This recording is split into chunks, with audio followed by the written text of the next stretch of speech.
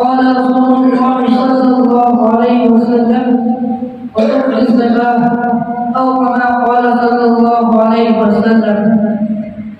نبی کریم صلی اللہ علیہ وسلم نے فرمایا کہ تم زکوٰۃ دو. زکوٰۃ اسلام کا تیسرا رکن ہے. قرآن مجید میں 20 جگہ نماز کے ساتھ زکوٰۃ کا حکم ہے.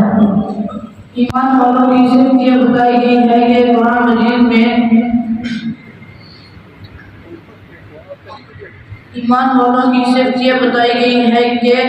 وہ نماز قائم کرنے کے ساتھ زکوٰۃ بھی دیتے ہیں، اور مشرکوں کی صرف یہ بتائی گئی ہے کہ وہ زکوٰۃ نہیں دیتے. مشرکوں کی یہ بڑی خرابی ہے کہ جو زکوٰۃ ادا نہیں کرتے. صحیح بخاری اور مسلم میں ابن عمر رضی اللہ تعالیٰ عنہ روایت کرتے ہیں رسول اللہ صلی اللہ علیہ وآلہ وسلم نے فرمایا اسلام کی بنیاد 5 چیزوں پر رکھی گئی ہے.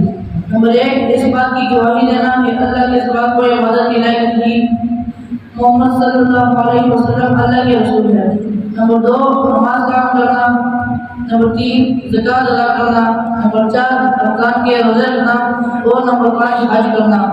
اور جو مال کی زکوٰۃ ادا نہیں کرتے اور مال کو جمع کرنے میں لگے ہوئے ہیں وہ حقیقت میں التحاب پا رہے ہیں، جو قیامت کے روز گلے کا توق بن کر انہیں رستا رہے گا. ہر مالدار انسان جو نصاب کی مقدار کا مالک ہو اور جو بنیادی ضروریات سے بھی فارغ ہو، کسی نصاب پر پورا سال گزر جائے تو اس پر زکوٰۃ فرض ہو جاتی ہے. اور 3 قسم کے اموال پر زکوٰۃ فرض ہوتی ہے: سونا، چاندی، نقدی، روپے، مال تجارت. آج کل دنیا میں 5% نمازی ہے لیکن 5% زکوٰۃ دینے والے نہیں ہیں. اگر 5% زکوٰۃ دینے والے بن جائے تو ہمارے پاکستان میں کوئی غریب نظر نہ آئے.